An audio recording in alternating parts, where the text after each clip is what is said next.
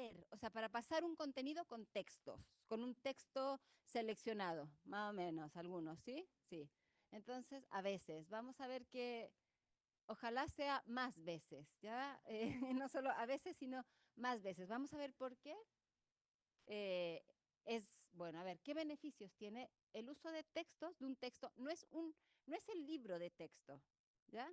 Porque no sé ustedes cómo han tenido clases de religión, pero hay personas que durante muchos años tuvieron clase de religión que la profesora se sentaba o el profesor y leía el texto. No, aquí es un texto con un tema escrito de una manera, como les decía, sencilla, atractiva, pero muy bien dicha, ¿ya? Entonces, la primera idea por la que se motiva a usar textos en la sala de clases es porque fomenta la comprensión profunda de los alumnos. Es muy distinto cuando uno solamente escucha algo, ¿verdad? Una clase, que cuando uno tiene que leer y comprender lo que te está diciendo un autor. Al tener que leer y comprender y sacar la idea, uno se involucra mucho más que cuando uno solamente está escuchando a un profesor y al profesor habitualmente. Entonces, ahí tenemos una primera idea. En segundo lugar, porque el texto desarrolla habilidades críticas.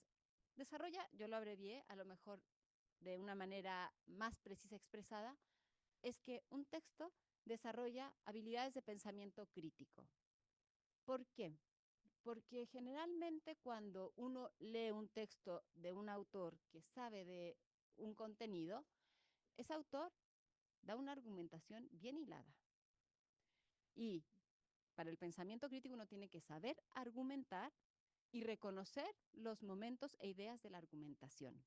Entonces, eso después ayuda a un alumno a decir, esta argumentación de esta persona falta una idea, aquí hay un salto, aquí se contradice. Entonces, cuando uno hace que los alumnos lean, se enfrenten a buenos textos, van aprendiendo, ¿verdad? Es como un modelaje, pero por escrito, con alguien que ha desarrollado buenas ideas.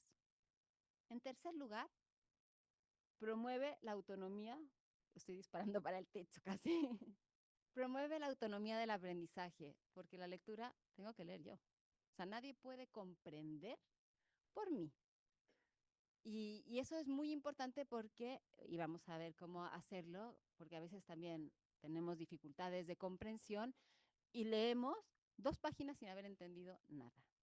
Entonces aquí sí hay que ir haciendo unos ejercicios de chequear la comprensión, pero cuando nosotros ayudamos a que un alumno, ¿verdad?, comprenda, capte las ideas, estamos ayudándolo a que él sea el protagonista de su aprendizaje y que no espere que sea el profesor o la profesora que le digiera el contenido, que le facilite eh, la comprensión de ese texto. Es cierto que uno al enfrentarlos a textos tiene que ir ayudándoles en ese proceso y vamos a ir viendo cómo, pero ese es un tema importantísimo. Además, muchas veces un buen texto nos contextualiza un contenido, porque vamos a ver, por ejemplo, ahora en el caso que yo les voy a poner, cómo el problema del dolor está tratado desde distintas perspectivas. Y aquí vamos a ver unas perspectivas especiales. Entonces, contextualizo parte del contenido, le doy un background, le doy como el escenario en el que ese contenido está tratado de esta manera y que a veces puede ser tratado de otra manera y se va complementando. Estimula la discusión y el debate, ¿no? Realmente no la achunto, ¿no? La puntería no está tan buena. Por un poco se relaciona con el desarrollo de las habilidades de pensamiento crítico, porque una persona que lee y lee con frecuencia va adquiriendo una argumentación que después le ayuda para poder enfrentarse a posturas distintas. Y además de que le ayuda a argumentar, a tener una mejor manera de expresar sus ideas, también, lo que les decía hace un rato, es una persona que va descubriendo cómo es un desarrollo de un pensamiento que es conclusivo o es inconcluso, donde hay errores. Y eso también es muy importante para poder eh, discutir, no pelear, pero sí discutir ciertas ideas y para poder decir por qué lo que yo pienso puede ser también razonable o más razonable que lo que otra persona dice. Y por último, bueno, desarrolla las competencias lectoras, que esto es evidente, es obvio, pero que nosotros también ahí podemos aportar al crecimiento de cada alumno, de cada persona y contribuir a un mal que tenemos en la sociedad chilena y en nuestro país, ¿verdad? Entonces, es muy beneficioso usar libros, tanto así que un pensador que es Leo Strauss dice que cuando uno lee buenos textos es escuchar la conversación entre las mejores mentes.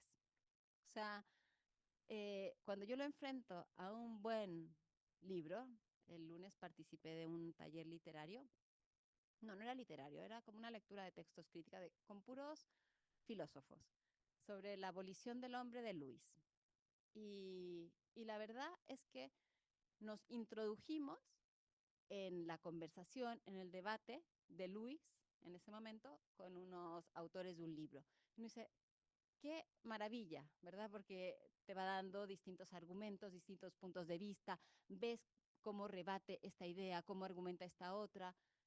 Y nosotros a veces en la clase de religión, por distintos motivos, somos nosotros el protagonista, que bueno, a lo mejor aquí hay una mente excelente, ¿verdad? Pero a veces somos mentes normales, ¿verdad? Tenemos unas ideas normales y los privamos de conocer a los grandes pensadores, a los grandes defensores de la fe, a los grandes apologistas de la religión católica.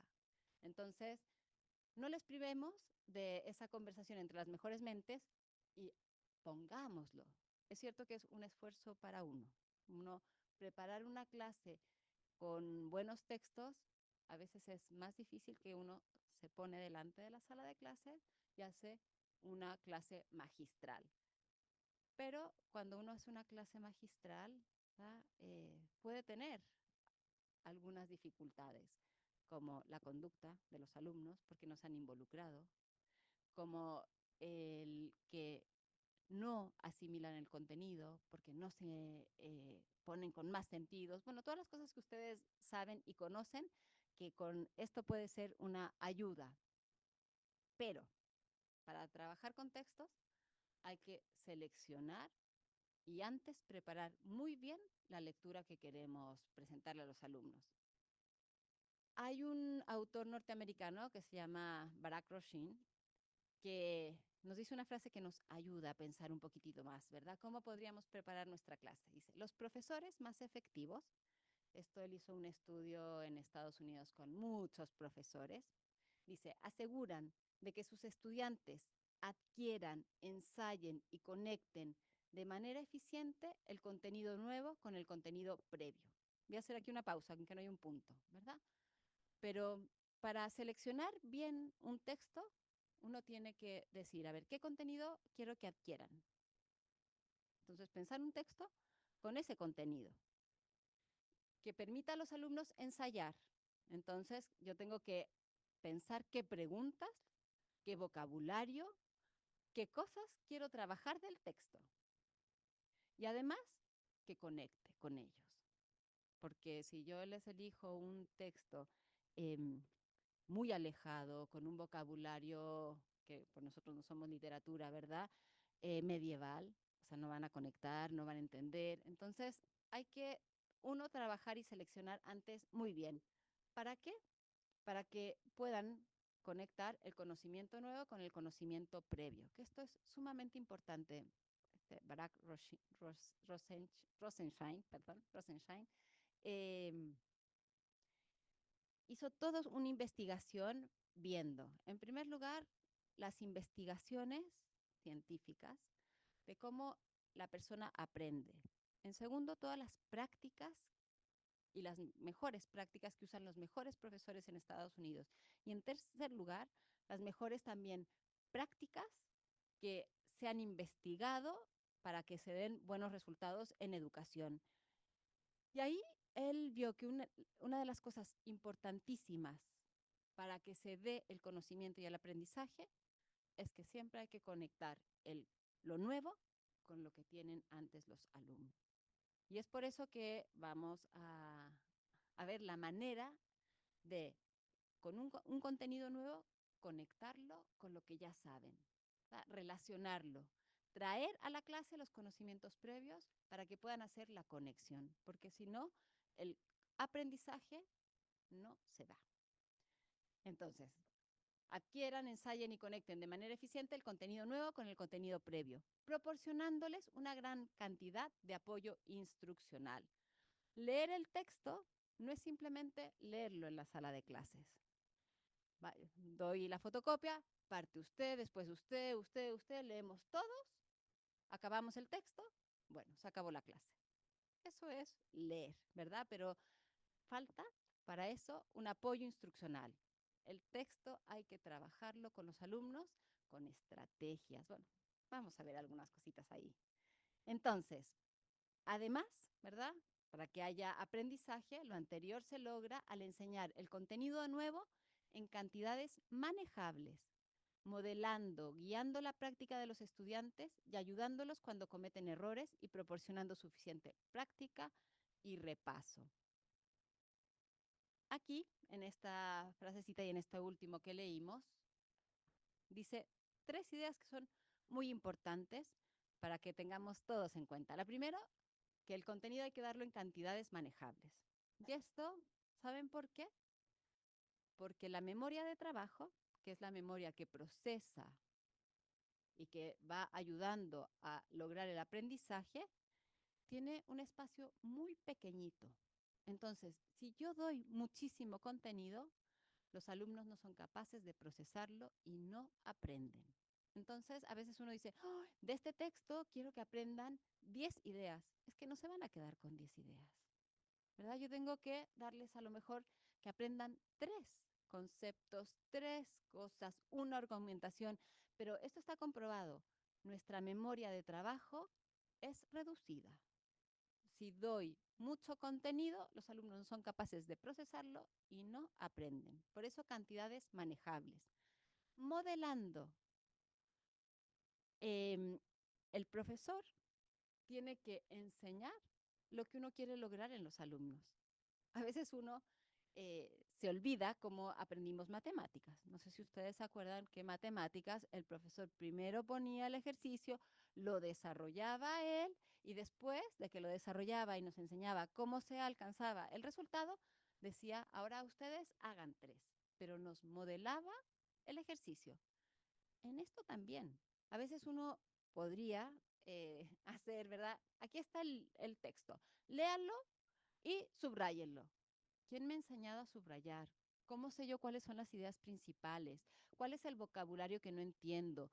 ¿Qué me dice el título? O sea, uno tiene que hacer todo ese trabajo siempre. Es que yo hago clases en cuarto medio. No nos asegura nada cuarto medio, ¿verdad? Nada. Entonces, modelando y guiando la práctica. O sea, lo que veíamos, otra cosa muy importante que descubrió Rosenstein es que en las clases hay que hacer que los alumnos practiquen, ejerciten, porque si no se ponen en modo pasivo, modo avión. Entonces también, ¿verdad? Leemos un texto, pero el texto se trabaja. El texto se va desmenuzando, se va comentando, se va analizando y eso es guiar la práctica. Pero todo eso requiere preparación, ¿verdad? Y requiere tiempo de nuestra parte que la vamos a aprender. Entonces, momentos e ideas para trabajar con textos en las clases. A ver, antes de leer, antes, como ya vamos a saber, ya elegimos el texto, aquí ahí no me importa nada, prefiero que se vengan a sentar para que puedan, lo que sí les va a faltar la fotocopia, después por ahí tiene que haber alguna. Entonces, seleccionamos un texto nosotros y qué cosas podríamos hacer. Ya sabemos el contenido del que se va a tratar esa fotocopia, esos fragmentos, ese capítulo, lo que quieran, hacer lluvia de ideas sobre el tema, porque ya con eso conectan y más o menos, acá está, saben de lo que se va a hablar. También una cosa muy útil es que uno les presenta el título y que ellos hagan predicciones sobre lo que va a tratar ese texto. O también de repente cuando es un libro, ¿verdad? Y ha elegido una foto para la carátula, ¿por qué habrá elegido esta foto? Cosas que los vayan despertando. Acuérdense que para que haya aprendizaje se tienen que conectar los conocimientos previos con los nuevos. Esto anterior es fundamental para conectar los conocimientos previos con los nuevos. Esto asegura más el aprendizaje. Y también otra cosa que es fundamental, y sobre todo nosotros en religión, el vocabulario. O sea, hay muchos términos que para nuestros alumnos hoy en día son muy lejanos, que para nosotros pueden ser palabras que hemos escuchado desde muy chicos, desde la casa, y los alumnos hoy en día no lo traen, no lo reconocen, no les es significativo. Entonces es importante siempre enseñar. Ahora estábamos almorzando con uno de los padres y dijo, no, es que vine a un congreso de neumatología. Y yo decía, ojalá alguien en la mesa sepa qué es la neumatología. ¿Alguno de aquí sabe qué es la neumatología? Del Espíritu Santo, ¿verdad? Pero porque es el neuma, pero, ¿verdad? Entonces, en eso, más vale ser a veces eh, como insistente y que digan, ya lo sé, a que por no querer herir, por no querer como hacer sentir mal, porque es algo demasiado obvio, no enseñar y no se entiende nada la clase. ¿Estamos de acuerdo con eso? ¿Sí? Importante, ¿verdad? Después, en el durante, ya que en el durante es lo que vamos ahora a ejercitar. A ver, leer, pero no solamente leer. Mm, Uno tiene que leer comprensivamente. Y para leer comprensivamente hay muchas técnicas, muchas ideas, pero una, la que viene abajo, hacer preguntas. Siempre es bueno que nosotros les hagamos a los alumnos preguntas y a veces hay que hacerles de cada párrafo, porque si no, no son capaces de sacar las ideas que se están mostrando en un texto.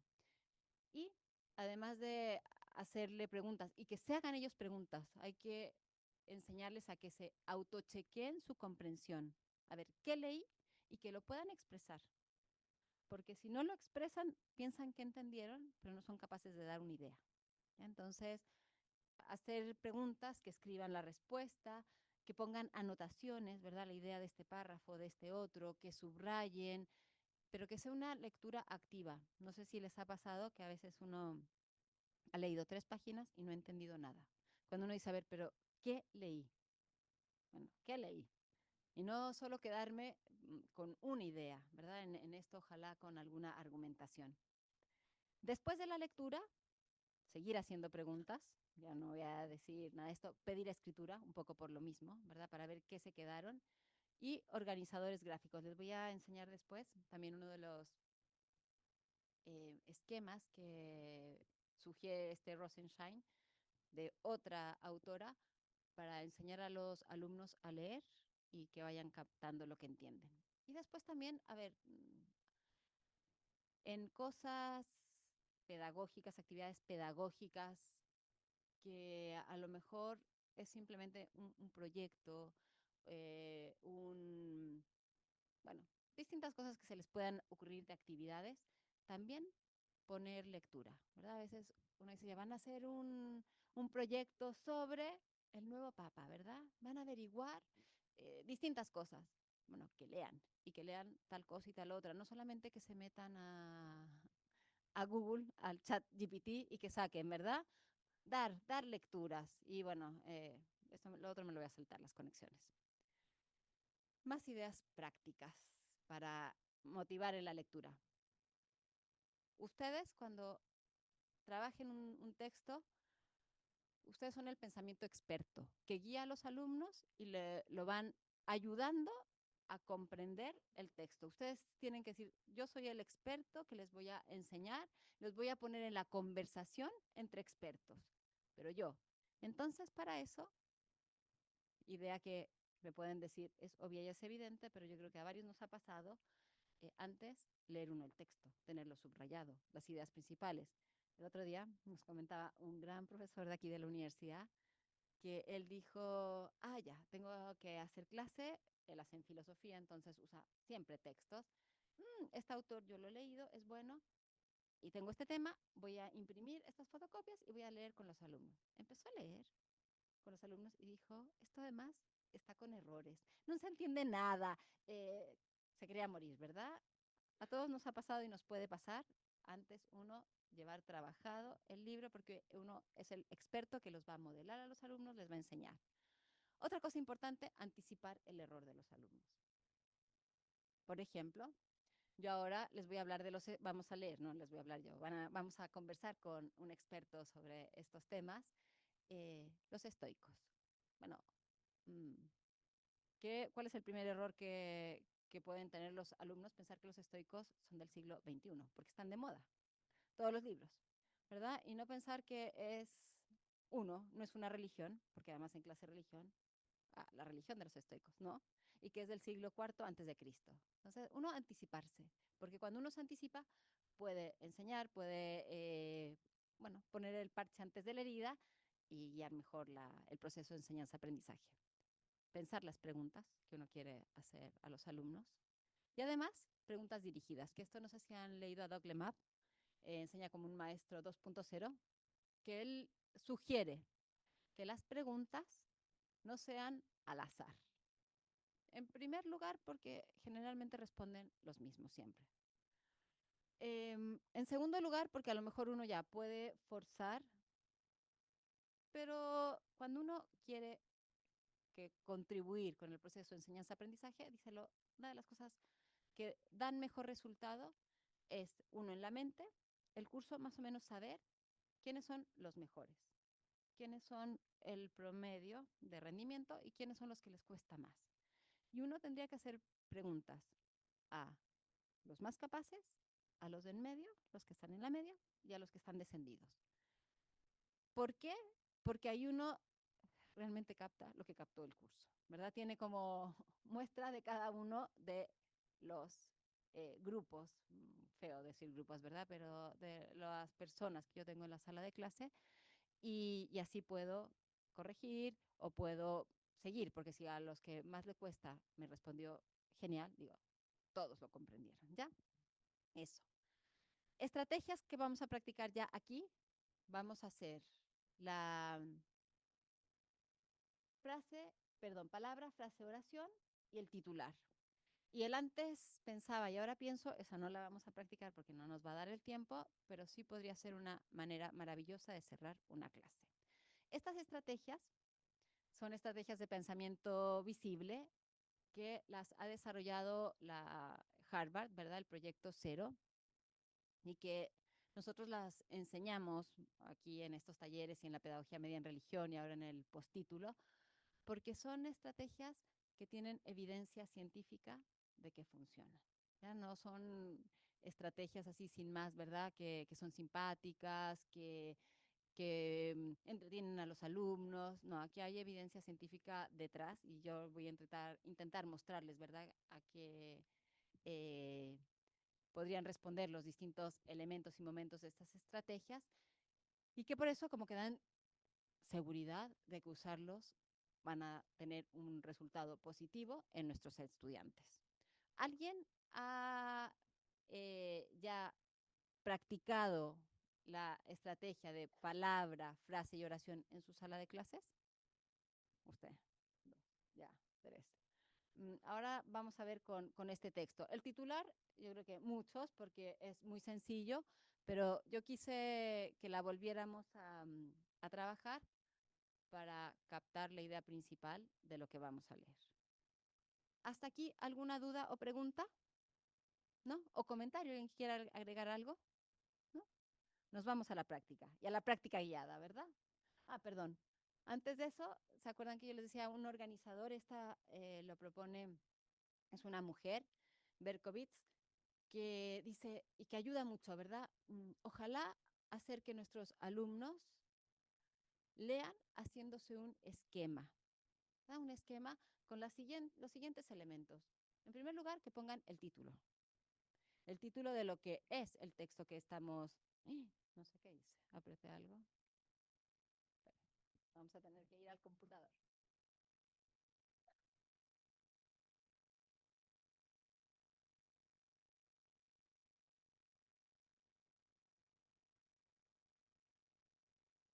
El título que recoge la idea central o principal de lo que vamos a trabajar. No el título del, del texto, porque a veces el título podría ser algo como más de fantasía, sino aquí este título es la idea central. Y después dice, ojalá poner debajo de eso de las 4 o 6 ideas principales que tiene ese texto, si es que las tiene. A veces alguno puede tener un poco menos y no pasa nada. Y después dice, debajo de cada idea de las principales, escribir de 2 a 4 detalles importantes. Y con eso se quedan con el esquema general de lo que está tratando ese autor. Que si no hacemos estas ayuditas, a veces los alumnos se quedan con una vaguedad de ideas en la cabeza.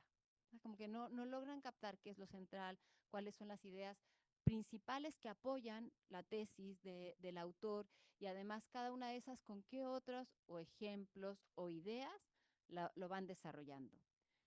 Me parece que, aunque muchos me podrían decir que es evidente, que es obvio, uno generalmente no enseña esto, se salta estos pasos y por eso a veces la comprensión es menos de lo que deberíamos lograr. Si alguno es, para esto es muy evidente, perdone, pero pensé con la idea que les había dicho antes, yo, ¿verdad? O sea, prefiero enseñar lo básico a que darlo por obvio y después no lo logramos. Entonces, nos vamos a la aplicación. ¿Todos tienen las dos fotocopias? No. ¿Sobraron por ahí?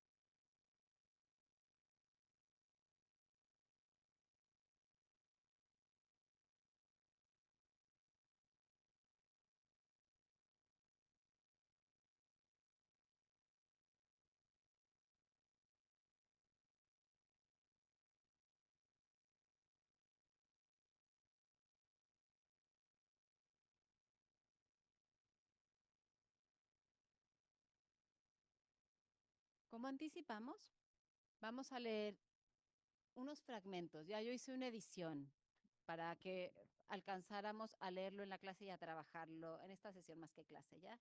Una edición son 3 páginas de este libro, ¿Por qué sufrir? ¿Ya? Que a ver quién se lo lleva al final de de la sesión, que aquí está el tema del dolor y el sufrimiento. Podríamos decir que en ese texto José Miguel Ibáñez Langlois, un sacerdote, además un gran literato chileno, hace una teología del dolor muy bonita, muy sencilla y además muy fecunda, ayuda muchísimo. Entonces, dentro de los temas que él trata ahí, es, habla, ¿verdad? Que hoy en día tanto el budismo como el estoicismo están muy de moda y muy de moda para enfrentar el tema del dolor, pero él dice que de la manera que lo enfrentan es incompleta, ¿verdad? Y que se entiende que el tema del dolor y el sufrimiento lo traten de explicar y, a ver, nunca remediar, pero sí aliviar las religiones por el gran bien al que se opone el dolor, que es el bien con mayúscula. Pero dice que solamente los monoteísmos y el cristianismo son los que dan la explicación final y total al dolor. Y que estas dos corrientes, que, bueno, una es una religión y otra es una corriente de pensamiento, una filosofía, son incompletas. Y como les comentaba hace unos minutos atrás, están muy de moda los estoicos, ¿verdad? Uno de los libros que, que ha salido número 1 de los libros de no ficción en Chile. Y el budismo vemos, bueno, no sé, uno tiene muchos alumnos, ¿verdad?, que son budistas y vamos a ver cuál es la cercanía que pueden tener. Entonces, este texto lo vamos a trabajar con dos rutinas de pensamiento visible, uno que es el titular, que al leerlo a mí me gustaría que cada uno de ustedes le pusiera un titular y después lo vamos a trabajar con el palabra, frase, oración, pero ya les voy a decir cómo porque nos vamos a dividir para hacerlo. Lo vamos a leer, pero antes de eso, de que lo leamos, eh, nosotros ahora, ustedes y yo, estamos en tercero o cuarto medio, ya da lo mismo. El tema de la clase con la que vamos a trabajar el texto son las soluciones parciales al problema del dolor, el budismo y el estoicismo. Ese es mi tema. Ya yo estoy en la gran unidad de la teología del dolor y el tema de la clase de hoy es ese. ¿Y cuál es el objetivo que yo me he propuesto para mis alumnos de tercero o cuarto medio? Es argumentar porque el budismo y el estoicismo resuelven de manera incompleta el problema del dolor.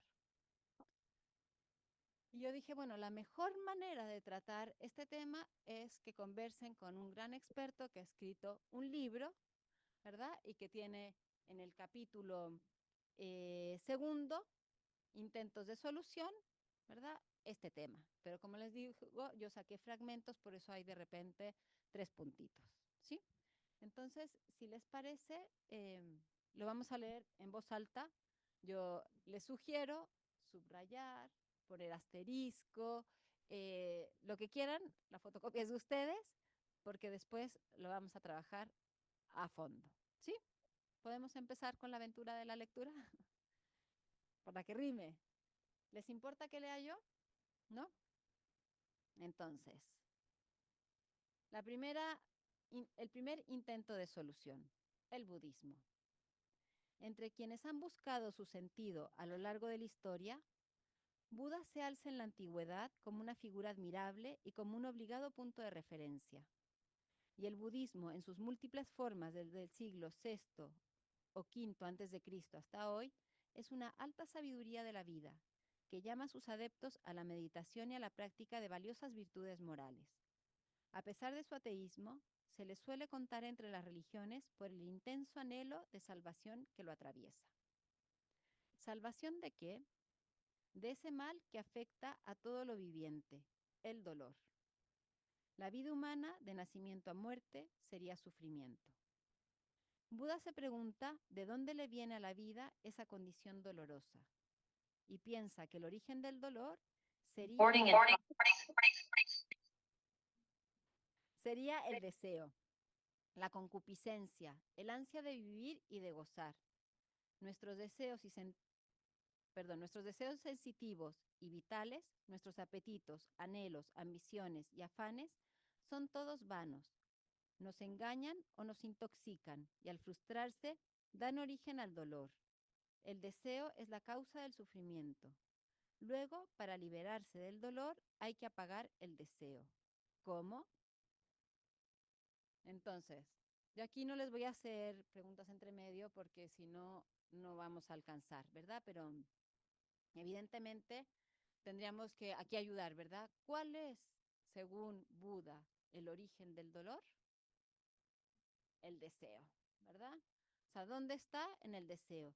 ¿Qué palabra tendría que explicar yo aquí? Concupiscencia, ¿verdad? Porque eso, chino. Exactamente. Muy bien,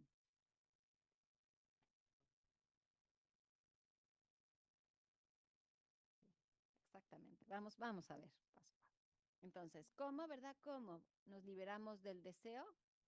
Mediante la meditación, el yoga, los ejercicios mentales y corporales y las prácticas ascéticas de privación y dominio de las inclinaciones. El camino de superación que nos propone el budismo es pues múltiple. Consta en primer lugar de las distintas formas y grados de meditación que buscan un estado de concentración, quietud y lucidez de mente, separado de las seducciones y turbulencias de este mundo.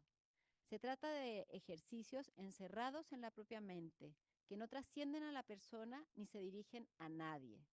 Aquí yo pararía y diría, ¿cómo quieren controlar el deseo a través de múltiples ejercicios, ¿verdad? Varios. Ya. Y después, ¿por qué me pone nadie con mayúscula? ¿A quién se refiere? A Dios, ¿verdad? Porque dice, son ejercicios encerrados en la propia mente. ¿Encerrados en quién? En uno mismo. ¿Y no están abiertos a quién? A Dios. O sea, la meditación, aquí ya diría yo un paréntesis, ¿verdad? La meditación de los budistas es trascendente o inmanente. Inmanente. Muy bien. Al carecer de un contenido real y trascendente, oración, parecen algo así como una mera disciplina mental o una gimnasia psicofísica superior y altamente cualificada. A veces se los compara con el ejercicio de autoayuda llamado mindfulness y otros análogos, versiones de segunda mano que en Occidente no ocultan su influencia oriental. Al mismo tiempo, el budismo fomenta el ejercicio de múltiples y admirables virtudes que, sin perjuicio de su originalidad, tienen bastante en común con las que postulan otras filosofías y religiones. Un papel original y muy destacado de su ética y espiritualidad es el que juega la compasión hacia todo lo viviente, hacia todo lo sufriente por el solo hecho de serlo. Se recomienda, por ejemplo, no matar ni siquiera un insecto. En cambio, Buda careció de la dimensión de ese deseo desinteresado y puro que es el amor de donación, caritas, ágape, pieza capital cuya ausencia será responsable de las limitaciones finales del budismo. Porque el propósito final de sus virtudes es lo mismo que la meditación, inmanente, no abierto a trascendencia alguna, es la anulación del deseo y su consecuencia, la máxima atenuación del dolor de vivir. Aquí ya nos da la pista. Entonces, ¿cuál sería la manera de acabar con el dolor? Anular el deseo. ¿Se acuerdan que la causa del mal era el deseo? ¿Cómo se anula ese dolor? ¿Cómo? Anulándolo. ¿Y cómo lo anulo? Con la meditación. ¿Y en quién centra la meditación y todos los ejercicios? En uno mismo. Muy bien. ¿Ven? O sea, son alumnos aventajadísimos. En cuanto al dolor, debemos decir en primer lugar que el mal del ser humano no consiste en sufrir, sino en pecar. Lo que debe combatirse no es el deseo, sino el pecado. Y en cuanto al significado del dolor, si se lo considera intrínsecamente negativo, no puede tener ningún sentido en sí mismo. Y lo más rescatable de la enseñanza de Buda es precisamente el dominio de los sentidos, impulsos, afanes y sentimientos, lo que nosotros solemos llamar ascética, mortificación, renuncia, penitencia. Pero ese dominio de los apetitos por parte de la voluntad no es un patrimonio exclusivo del budismo. Forman parte de una extensa tradición moral que incluye tanto la ética aristotélica como el estoicismo, tanto la Torá judía como los evangelios cristianos. Y en esos contextos, sean filosóficos o religiosos, no se practica este dominio de sí mismo porque se busque erradicar así el dolor, o ni siquiera disminuirlo. Se lo practica porque se debe, porque así lo exigen la naturaleza humana y la ley de Dios, el amor de Dios y al prójimo, aunque de paso y como por añadidura, esos ejercicios ascéticos ahorren muchos dolores a quienes los cultivan. Por eso mismo, una cosa es ordenar los deseos naturales, enderezarlos y conducirlos a sus fines propios, según la medida de la razón y de la ley moral, y otra cosa distinta es intentar su extinción o su apagamiento. Después de todo, el desear forma parte de la naturaleza humana. Nuestros deseos pueden ser buenos o malos según su objeto, pero en sí mismos son inherentes a nuestro ser. Por eso, su anulación es contraria a nuestra naturaleza. El ser humano está naturalmente capacitado para el sufrimiento y también lo está para sacarle un partido ennoblecedor. No lo está, en cambio, para su abolición. Es clarito el texto, ¿o no? Ya. Vamos a al otro elemento que tenemos en esta clase, que es el estoicismo. El estoicismo ya veíamos, ¿verdad? No es una religión, es una filosofía, una corriente de pensamiento, también del siglo, ya les decía, cuarto antes de Cristo, que se llama estoicismo por. ¿Y qué es la estoa? La puerta, ¿verdad? Ahí se ponían ahí a tener sus discusiones. Entonces, Aquí vamos a ver qué es lo que postulan. Si tuviéramos que recapitular el budismo, ¿cómo enfrenta el dolor? Alunando.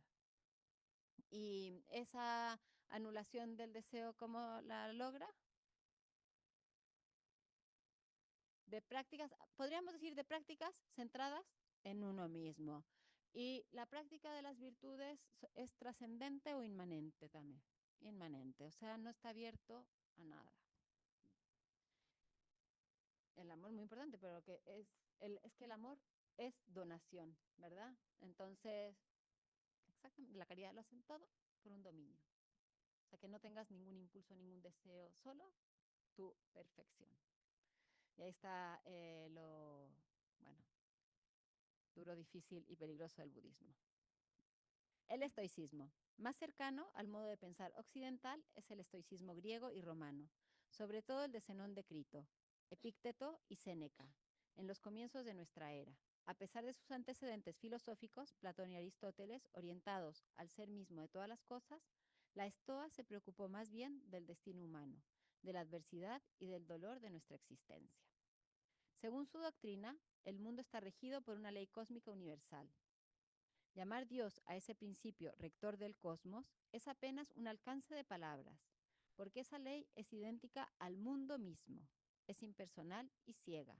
Nada de nosotros y todos los acontecimientos de la vida humana, regidos por ella, son un destino inexorable, el fatum, la fatalidad. A ver, aquí. ¿Qué pasa con Dios y el mundo según el estoicismo? Son lo mismo. ¿Eso cómo se llama? Panteísmo, ¿verdad? Aquí nos dice, o sea, podemos decir, el estoicismo pareciera ser un panteísmo, ¿verdad? Porque Dios es lo mismo que las criaturas.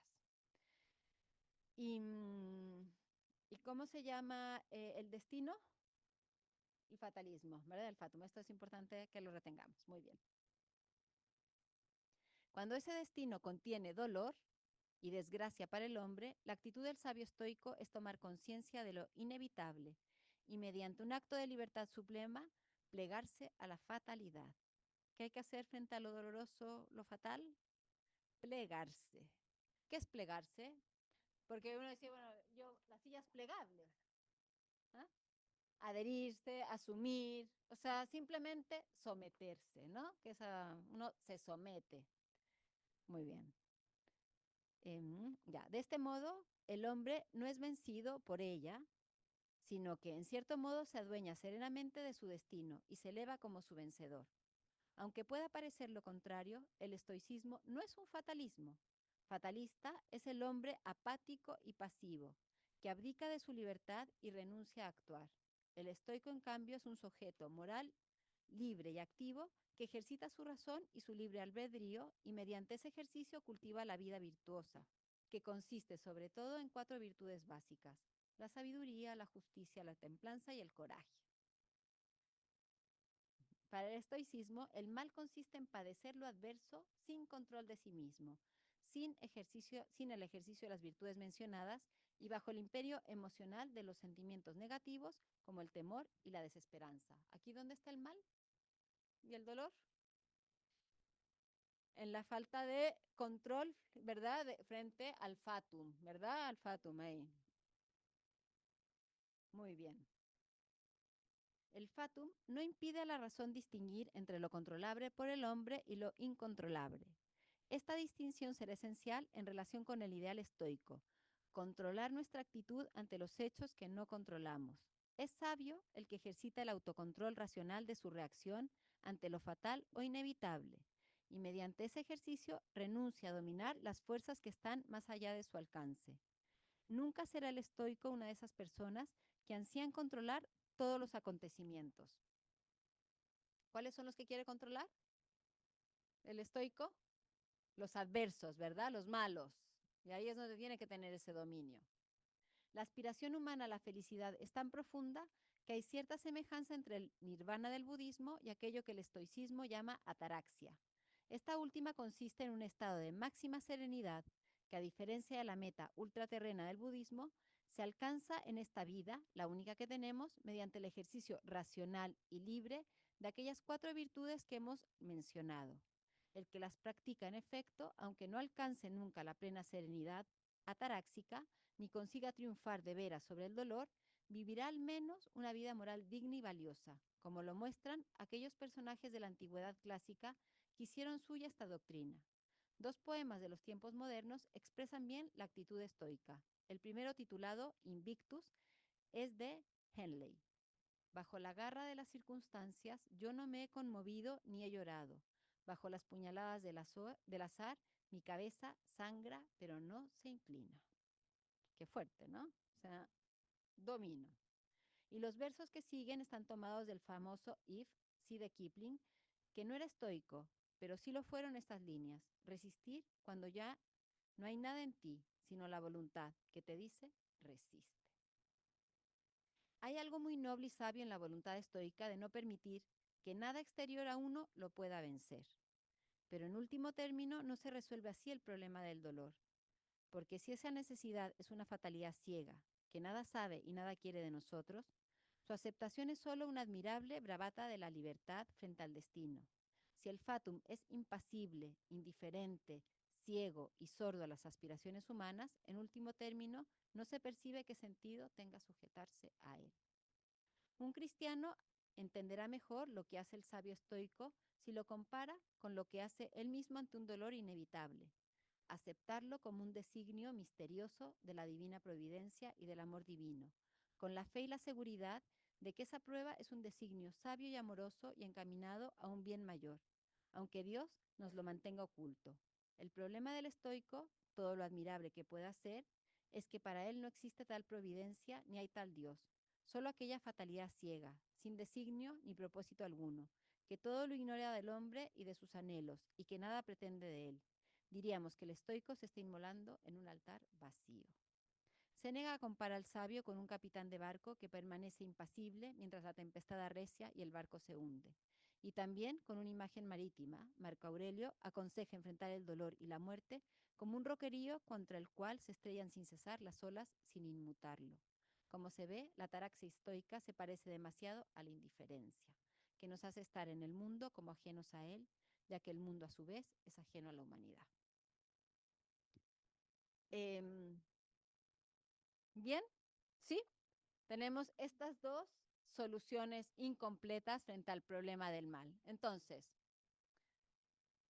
ya que lo leímos, vamos a ejercitar nuestra primera rutina de pensamiento visible, el titular. A ver, ¿cuál es el objetivo de esta rutina de pensamiento visible? Como dice ahí, es un vehículo para resumir y captar la esencia de un evento, una idea, un concepto, un tópico. Aquí es un tema, ¿verdad? Un tópico. Las soluciones incompletas frente al problema del dolor. Paso número 1. Todavía no los vamos a hacer. Uno les pregunta, ¿verdad? A los alumnos, ya que hemos leído este texto, ¿cuál sería el titular que ustedes le darían? Como uno titula una noticia en un diario, ustedes frente a esto, ¿qué titular? ¿Cuál es el objetivo? Ayudar a los alumnos a captar la esencia de aquello que leímos, conversamos, tratamos. ¿Qué posibilita lo que dice ahí? Resumir en lo fundamental y llegar a conclusiones. O sea, esto ayuda a eso. Generalmente sirve para el final de la clase, ¿verdad? O al final de la lectura del texto. Así uno resume. A ver, entonces, pongámosle un titular a este tema. Aquí vamos a decir a este texto. Para usarla, si ustedes la quisieran, no para el final de la clase, y darle como más, sacarle más jugo a esta estrategia de pensamiento visible, uno, en primer lugar, podríamos decirle, a ver, piensen, ¿qué titular, cómo titularían este, este tema, este texto que hemos leído? Conviértanse, antes en los diarios, ahora ya no tanto, ¿verdad? Existía el personaje que era el titulero. Él era el experto en poner los mejores títulos a las noticias. Y yo no sé si alguno de ustedes alguna vez vio los titulares de La Cuarta. Eran los titulares mayores, porque lograban concentrar en pocas palabras y con una picardía y una chispeza chilena lo central, ¿verdad? Bueno, en esto tendríamos que hacer eso, con una chispeza, ¿verdad? Y con una como picardía, no picardía, pero sí con una genialidad, titular. Pensar, ¿verdad? El titular, lo escriben. Después uno podríamos decir, bueno, como siempre, el pensamiento de dos personas enriquece, trabajarlo en pareja. A ver si lo podemos ajustar, lo que tú pusiste es más completo que lo mío, me gustó esta palabra tuya pero no la mía, resume mejor la idea principal, ¿ya? En pareja, hicimos trabajo individual, trabajo en pareja y después se comparte en la sala de clases, ¿verdad? Y se puede elegir el mejor titular. Entonces, es una manera de que se involucren, de que trabajen, ¿verdad? Y no que estén pasivos en la clase. Y bueno, uno puede elaborar una lista de los titulares y bueno. Entonces, vamos a hacer ahora solamente la primera parte del ejercicio con ustedes, que a ver, piensen, damos 5 minutos, ¿con qué titularían este texto? ¿Ya?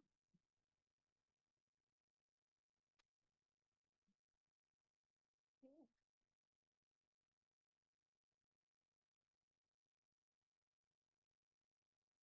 tengo online, se lo mando al tuyo.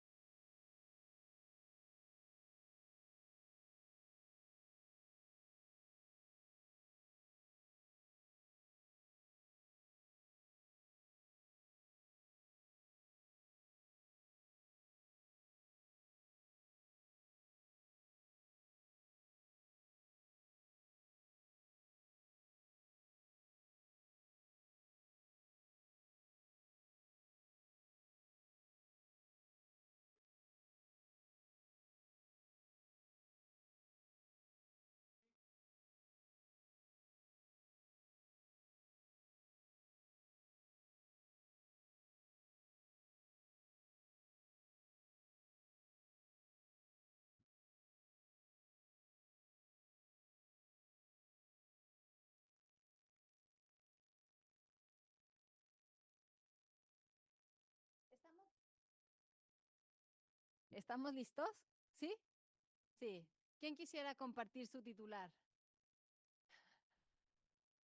A ver, ya, uno de cada. Me falta uno de acá. Ya, a ver. Ah, pero muy bien. Porque ella es periodista, porque ella es periodista.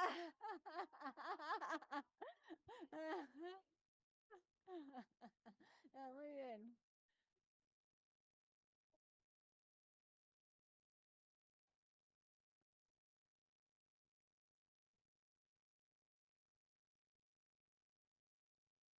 Ya, ya. Ya, a ver, vamos, después vamos a votar, ¿ya? De acá, no sé, era lo solicitado, está bien, está bien.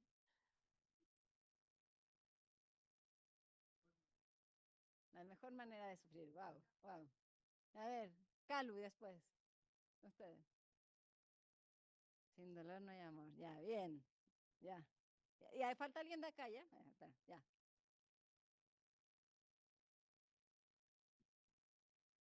Bien, bien. Ya, ¿y ustedes?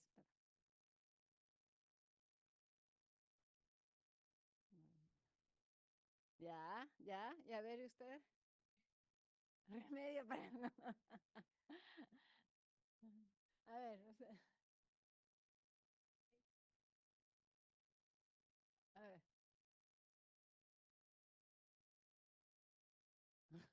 ver. Bien, ese. Vuélvela a decir, por favor. ¿El budismo y el estoicismo?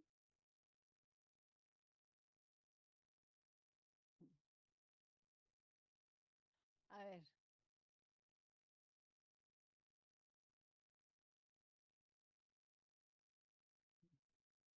bien, bien. ¿Y ustedes?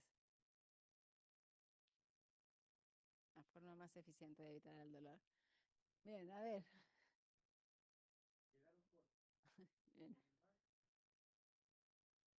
Bueno. A ver, una cosa. Este título recoge mejor las ideas, ¿ya?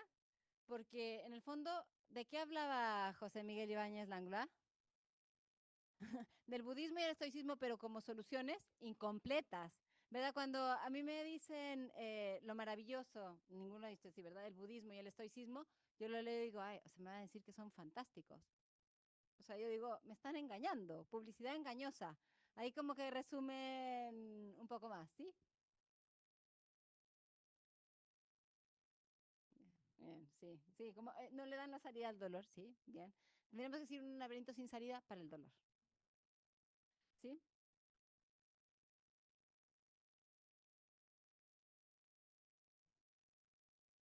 Bien, bueno, ahí.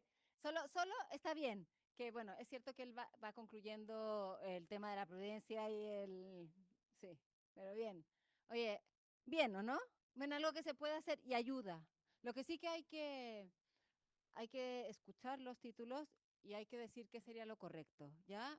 Que aquí no tenemos mucho tiempo, pero que no sean publicidad engañosa. Acuérdense que uno lee el texto, o sea, perdón, el título y dice, de esto va a tratar. Si yo pongo algo de lo que no voy a tratar o algo confuso, confundo, ¿sí? Entonces ahí eso ayuda para que los alumnos sean precisos, ¿sí, Pati?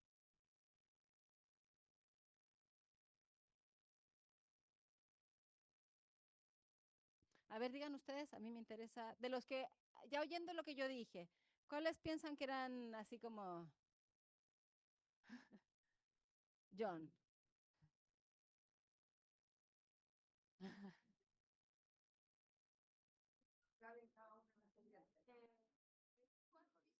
¿Ya?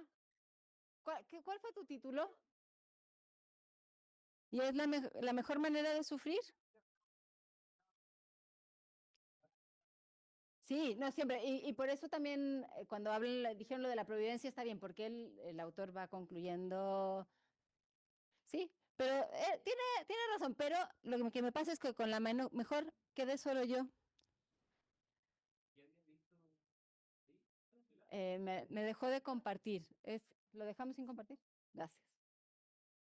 Si yo digo, pero un segundo, la mejor manera de sufrir, ¿sé de quién me están hablando?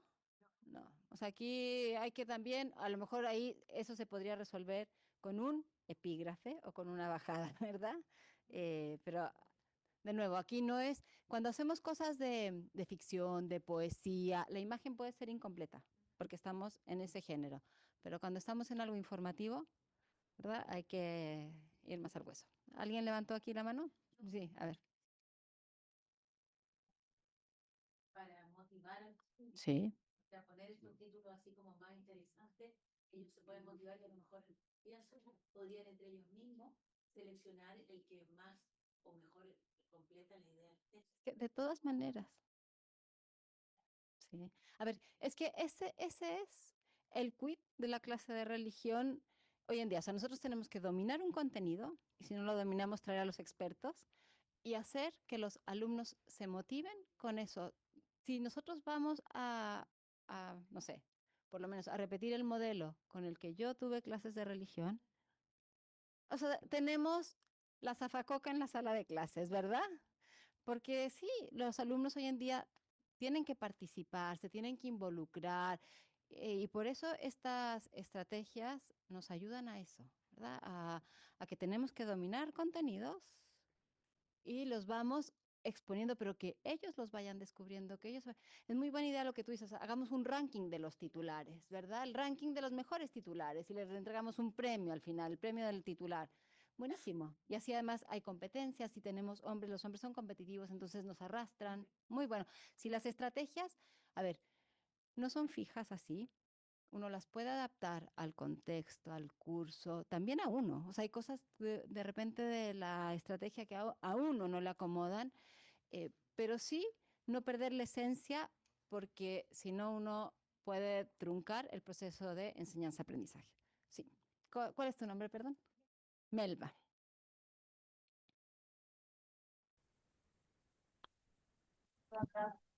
Cuando nosotros nos hace construir la oración, es como cuando tú dabas el ejemplo del debate. Entonces los chicos, bueno, yo lo he hecho en el grupo, defienden lo que están, Sí. y sean coherentes con lo que están escribiendo y a su vez al contexto. Y lo que a mí me gusta es también llevarlo a la realidad. Porque mucho podemos saber de la escritura, del texto que o del trato de la película, el trato, lo que sea, pero llevemos al nivel de ellos, lo mismo que a mí me gustó mucho, digamos, el título de aquí de la realidad, porque usa los términos de ellos. Sí. Los likes. Sí. Que bueno, tú sacas lo mejor de Sí. Y además, al defender la postura, ellos tienen que argumentar su postura. Y eso, además, pero lo que sí que hay que hacerlos y ayudarlos a argumentar con razones. No, no con porque me gusta, porque lo encontré lindo, porque, o sea, porque esto, exactamente, racional. Sí, sí. A ver, ¿cómo era el de los likes así? Que era bueno, pero se me olvidó ver. Es que, a ver qué me dirige ese. ¿Cuál me va a gustar más? ¿Cuál es más popular? ¿Cuál es más popular? Y hoy en día no sabemos cuál es más popular, ¿verdad? O sea, está bien lo de los likes, pero lo tendríamos que a lo mejor sí, afinar, ¿ya? Porque aquí queda una cosa de cuál va a ser el popular en la sociedad, ¿sí? Sí, porque nosotros lo que vamos a enseñar es que son soluciones incompletas. Y a ver, y esa es una cosa importante, que no nos podemos desviar, porque si no, ¿qué estaríamos enseñando? Aquí, ¿qué queremos? Finalmente, ¿cuál es mi lógica? ¿Por qué yo les estoy poniendo estos dos temas a los alumnos de tercero y cuarto medio? Bueno, además porque está en el libro, ¿verdad? Pero porque son las dos corrientes más populares hoy en día para enfrentar el dolor, pero hay que enseñar que son incompletas y que la única manera de encontrarle sentido al dolor va a ser el cristianismo, ¿ya? Pero, y esta además, acuérdense que es una clase en mi unidad de la teología del dolor y el sufrimiento, ¿ya? ¿Sí? Eso.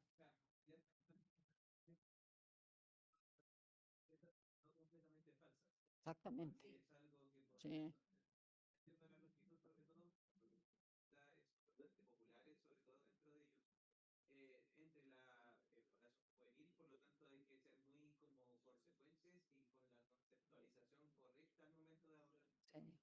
A ver, y en esto, nosotros como profesores de religión, muy buena la acotación que hiciste, nosotros no descalificamos nada, porque acuérdense que todo tiene destello de bien y de verdad. El mal no existe puro, ¿verdad? Y todo, o sea, el mal no existe puro, ¿verdad? Porque no es nada, es ausencia total. Y eh, esas ideas tan bonitas que son de Pablo VI, cuando escribió me parece que es una exhortación que se llama ya se me olvidó el título en latín, pero que habla del ecumenismo y dice que todas las religiones tienen destellos de verdad. Entonces, nosotros construimos puentes, como acaba de decir el nuevo Papa, ¿verdad? Y no levantamos muros, No talamos bosques, sino que irrigamos desiertos. Y para eso hay que poder conversar. Pero sí hay que ser claros, son incompletas. ¿Sí? ¿Estamos claros? ¿Pasamos a la otra? Bien. Entonces, a ver, esta es un poco más trabajosa. El titular es muy sencilla para usar, pero podemos llegar a titulares incompletos también, ¿verdad? No, no del todo correctos. Esta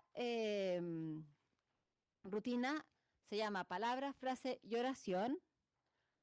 No copien todavía lo que aparece ahí, solamente esos 3 elementos que la tienen. ¿Cuál es el objetivo de esta estrategia? Captar la esencia de un texto. Aquí se trabaja con texto, simplemente con texto, ¿verdad? Porque el titular yo se lo puedo dar a un video, a una escultura, a una pintura le puedo dar titular, ¿verdad? O sea, eso lo podemos usar con muchos recursos muy bonitos. Esta sí es solamente con texto escrito. Bueno, o podría ser con un diálogo, una película, un fragmento, ¿verdad? Una partecita, pero... Porque también va a captar la esencia, la idea central o principal. Lo que te dice, vamos a ver por qué dice lo que te dice. Y el objetivo, como veíamos que nosotros en tercero y cuarto medio tenemos que desarrollar el pensamiento crítico, tenemos que enseñarlos, argumentar, también proporciona una estructura para poder conversar entre los alumnos. El poder de esta estrategia está en lo que el alumno afirma y argumenta. Pensamiento crítico, ¿verdad? Es lo que estamos desarrollando. Y aquí, dentro de los principios de Rosensheim, él dice que, a ver, un alumno tiene que, cuando se enfrenta a un texto, hacer esta práctica, ¿verdad? Practicar, no leer pasivamente. Y para no leer pasivamente, para practicar, bueno, se tiene que preguntar, le tenemos que preguntar, tenemos que hacer que vuelva sobre el texto, porque si no, pasa por encima sin captar lo esencial. Entonces, tiene que afirmar y argumentar sobre la palabra, la frase y la oración que él mismo seleccionó. Entonces, va.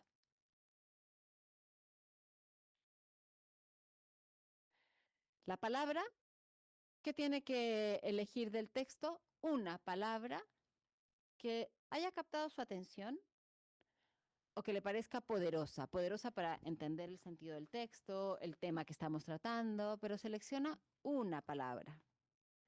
Después, selecciona una frase y vamos a ver aquí, porque tiene un elemento, una frase que te conmueva, comprometa o estimule.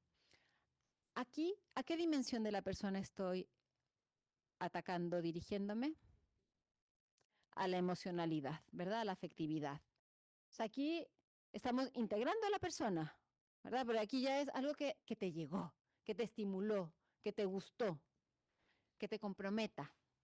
Y también tiene que seleccionar una oración que sea significativa para ti y que creas que capta la idea central del texto. ¿A dónde me estoy dirigiendo? A la razón, ¿verdad? O sea, no es lo mismo frase y oración. Y si ustedes lo ven en la plantillita que les entregué, aquí están descritas los 3 elementos. Entonces, ¿cómo la deberíamos de trabajar en el desarrollo de una clase?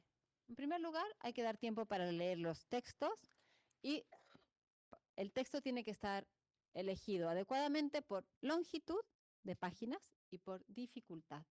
Puede ser un párrafo potente, ¿ya?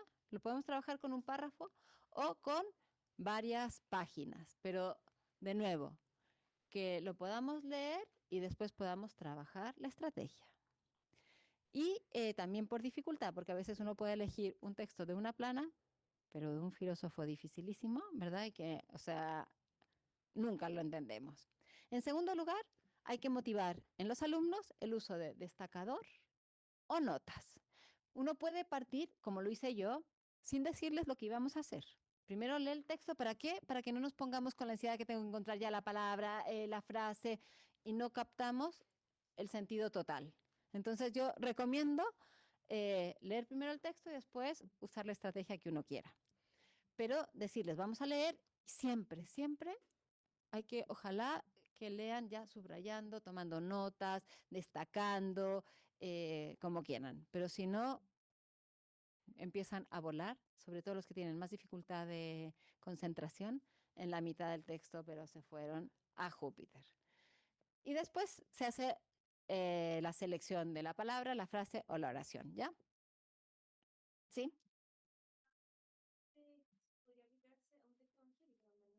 Sí. Yo en un momento, del Evangelio, yo en un momento, no, sí, está perfecto. Yo en un momento dije, podríamos hacerlo, pero hay muchos recursos para la Sagrada Escritura, ¿verdad? Está la Lección Divina. Mientras que encontrar un texto que les complementara con lo que les iban a decir, si nosotros nos pusimos de acuerdo todos los expositores, y a mí me dijeron, haz esto, también, o sea, yo fui con mis propuestas y me dijeron, esto les va a aportar más a los profesores de media, ¿verdad? Que lo otro que es más conocido. En el fondo mi objetivo era también darles más contenido a ustedes. ¿Sí? A ver, ¿y cómo lo podríamos trabajar? Ya. Se recomienda hacer grupos de 4 alumnos. Ya una vez que se leyó el texto, se hacen grupos de 4. Aquí los vamos a trabajar por cómo están sentados, ¿ya? Pero los voy a dividir. Primero, cada uno hace sus selecciones, sus 3 selecciones, individual. Primero se trabaja de manera individual. En segundo lugar, ya se juntan como grupo y cada uno de los participantes del grupo justifica por qué eligió esa palabra. Y el resto anota, ya anota las justificaciones. Porque, y comentan, no, es que esa palabra que tú elegiste realmente, ¿de dónde? ¿Cómo se te ocurrió elegir eso si no, o, uy, yo elegí una que era menos significativa? Comentan, hacen el comentario de la palabra. A mí lo que me gusta, pero esto ya aquí estoy metiendo, es, yo digo, leemos, cada uno trabaja individual, en grupo. En primer lugar, analizan la palabra y yo después hago stop. Ahora pregunto al azar a ver qué comentaron de sus palabras, cuál fue la... Porque si los dejo solo todo el rato, se me pierden, ¿ya? Uno puede hacer que comenten en grupo los 3 selecciones o puede ir haciendo esos como recreos, ¿verdad? Pero primero la palabra, después la frase y después la oración. Y al final hay que poner a hacer una apuesta en común, ¿verdad? Entre todos, de qué fue lo que salió, qué temas no se trataron, una apuesta en común que ustedes la pueden hacer como quieran. ¿A qué ayuda esta estrategia? Lo que dice ahí, ¿verdad? Promover que cada alumno reflexione su comprensión actual del tema. O sea, yo comprendí esto, lo comenté, uy, quedé corto. Porque realmente cuando analizamos la oración que captaba el sentido central, la mía no. Y además es mucho mejor, ¿verdad? Cuando además es entre pares, que entre pares comentan, ¿verdad? Oh, dice chuta, estoy descendido, no capté nada, ¿verdad? El otro día nos pasó aquí que estábamos en una reunión de profesores de teología analizando una exposición y uno dijo, es que yo no entendí por qué en la exposición hablaron de Superman y de no sé qué. Y los otros le dijeron, pero ¿cómo? Si tenía todo un contexto. Entonces, bueno, él se dio cuenta, oh, fui yo el que no capté, no era el expositor el que estaba mal, yo. Entonces, eso ayuda mucho, ¿verdad? Ayuda a captar. Entonces, a ver, ahora quiero que le ejercitemos para ver si entendemos. Pero vamos a hacer una cosa. Los de aquí van a analizar la parte del estoicismo. Junto con la primera fila de y todo el resto, el budismo. ¿Ya? Y vamos a hacer el ejercicio, rellenan su fichita, vamos a, ¿les parece que intentemos que la rellenen en 7 minutos y que comenten entre ustedes en 10 minutos y ahí hacemos lo general y ya con eso resuelvo dudas y nos vamos para que no sea tan largo? Sí. Todo lo que quieran. ¿Ese? ¿Esa y después la siguiente? Sí. Yo también se los puedo compartir, sí. Sí. Sí.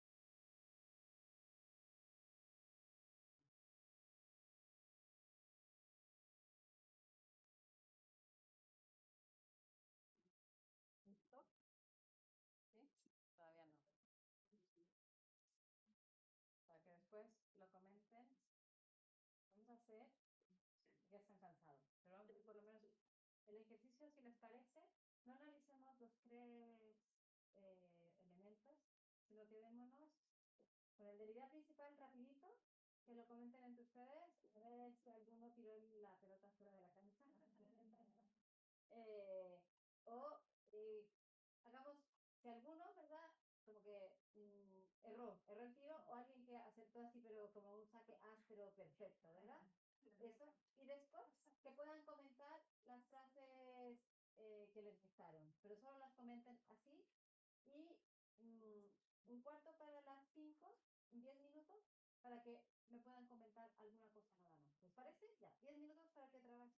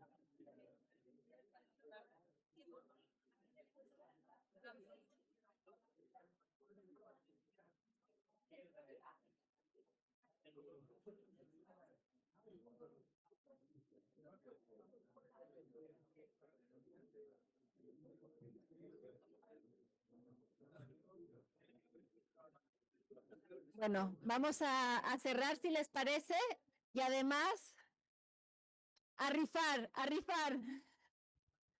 Entonces, ¿quién quiere compartir la frase que le llegó y que en el grupo encontraron que era buena? La que tocaba más la fibra emocional. ¿Quién quiere dar? A ver, muy bien, gracias. ¿Ya? A ver, escuchemos. A ver, de nuevo, perdón. Hacia todo lo... ¿Y por qué te llegó esa frase a ti? Donde los señores de la guerra hacen su juego, importándole nada a quien dañan. Sí, Muy bien. más allá de que no esté de acuerdo con la postura del budismo, ¿Sí? creo que la compasión es un valor que está como en desuso. Y sobre todo yo te podría añadir una cosa que me gusta mucho que la hayas elegido, compasión hacia todo lo viviente, pero hacia todo, a la guagua que está por nacer, al anciano que no es ni eficiente, ni útil, hacia todo, no hacia solamente la mascota, ¿verdad? Así es que, de acuerdo, bien, un aplauso. En particular, la frase que podría sonar muy triste porque ¿No? lo que gira el texto es el deseo es la causa del sufrimiento. Ya. Y en particular la elegí porque la palabra deseo, personalmente yo la asocio a algo positivo, al desear algo y que ese deseo se contraponga con una palabra que es tan negativa para nosotros como es el sufrimiento, me parece interesante como la contraposición. Sí, muy bien, sí. Muy bien, muy bien. Buena cosa, ¿verdad? Esa te golpeó a ti, sí, muy bien. A ver, y después tú. Ah, ¿sí?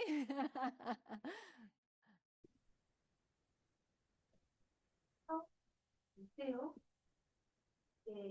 sufro, me decepciono, me frustro, porque somos, lo comentábamos, somos personas imperfectas. Entonces a veces el deseo lo queremos tanto y cuando yo no lo cumplo, me hundo. Entonces, a mí me gusta como ese el ansalido. Positivo y negativo porque tenemos que buscar lo neutro y poder crecer en eso.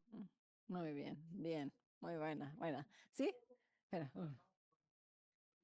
¿Ya? La frase que elegí fue aceptar el dolor como un designio misterioso de la divina providencia. ¿Ya? Me toca porque en varias circunstancias en que me ha tocado pasar momentos difíciles, creo que no hay mejor manera que abandonarse en esa divina providencia que uno en el momento no entiende, pero que a la larga te va dando luces y al final todo calza, como se dice. Sí, muy bien. ¿Te diste cuenta, no sé si pudieron captar porque estábamos llenos de alumnos y de griterío, que el Papa habló del dolor y de ponerse en las manos de Dios? Así es que, perfecto, muy bien. Tú querías decir la tuya. Ya. ¿Sí? Fatalista es el hombre apático y pasivo. Sí. Pero lo tomé justamente por la contraposición. Me provoca de que hoy en día justamente no tenemos que tener esa actitud tan apática, no podemos ser indiferente al otro, estamos en conexión constante con el otro en una comunidad y no podemos estar pasivos en la sociedad, más que nunca nos invita a estar activos. Y justamente como esa clase que decía que conversamos, de sacrificarse, no nos invita, es todo lo contrario, a vivirse. Muy bien. Bueno, ¿sí? Sí, estábamos conversando, me llevamos a los dos, pero yo le decía como, y mediante un acto de libertad suprema, plegarse ante la fatalidad. Entonces es como, mediante un acto de libertad suprema, se pliega. Entonces en el fondo es como decir, es como, y pensé mucho como en la charla que tuvimos, y que en el fondo el hablar desde la religión de nosotros, en el fondo este acto de libertad que va de la mano con la voluntad, tiene que ver con el querer lo bueno, pero con el hacer, no con el plegarse, como en el fondo esconderse en un caparazón, y por eso... Y el acto de libertad suprema llega a ser amar este sufrimiento, ¿verdad? No resignarse, resignarse es una palabra poco generosa, sino llegar a amar fuerte. Ya, yo creo que estamos estupendo, Pili. ¿Sí? En la dinámica de la clase, ¿qué recomiendas tú con respecto a qué compartir primero? Porque me pasa como intuitivamente que si compartimos primero la parte emocional, lo que me movió, la frase, siento que quizás nos podemos quedar un poquitito en eso y en lo que, ya bueno. Entonces, y llegar a la palabra creo que es lo más sintético. Entonces, ¿cuál nos recomendarías para? Mira, lo que recomiendan los expertos, porque son los que, además los que escribieron la estrategia al recogerla y todo, es partir por la palabra por la frase, porque es que frase y oración es que se le pone, pero en el fondo, digamos, la que resume la idea principal y terminar por lo emocional, ¿ya? Pero también dice que podemos partir por la frase que capta la idea principal, después la palabra y siempre lo que sí, terminar por lo emocional. Ya, porque lo emocional además es subjetivo. O sea, ahí todo es válido, todo es posible. Lo otro, bueno, la palabra también puede ser más, pero lo que sintetiza la idea o está bien o no está. ¿Sí? ¿Les queda claro? Sí, sí, todo lo que quieras. No, no, no, no, porque mira, tú la palabra, eliges una palabra que, a ver, tiene que tener relación, ¿verdad? Si una, por ejemplo, me eligiera que hablara de nubes, ¿no? ¿Por qué elegiste nubes, verdad? Puede servir para que argumente, pero hay que decir, tu pensamiento es bastante divergente, más bien creativo, ¿verdad? Pero perdí un poco el día de por reírme de esto. Pero, espérame, ¿qué era lo que te quería decir? ¿Ah? No, no tiene hilo conductor porque la palabra tiene que tener relación con el texto, ¿ya? Pero la idea principal, o sea, tiene que ser lo sucinto y lo otro es lo que te gusta. Entonces, no, el único hilo conductor es que te vaya ayudando a captar que captaron el texto.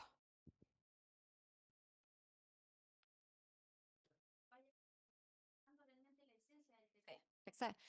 Eso, acuérdense que aquí nosotros queríamos poner en conversación a nuestros alumnos con unos expertos. Y para poder conversar con los expertos tienen que entender el texto y tienen que poder hablar en la misma órbita, ¿verdad? Si entendió nube y estamos hablando de esto, o sea, no van a poder conversar. ¿Sí? Ya, entonces vamos a rifar el libro. ¿Cómo va a ser esta rifa? Yo pensé, he pensado muchas cosas, pero no sé cuál va a ser eficaz.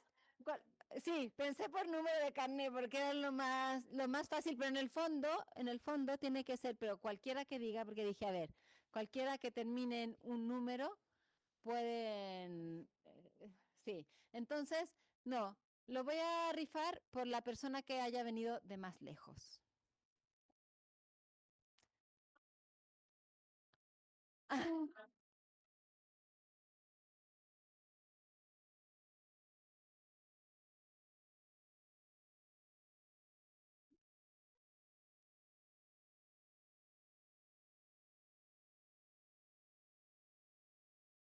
Tienen que prestar también, estoy harto programa.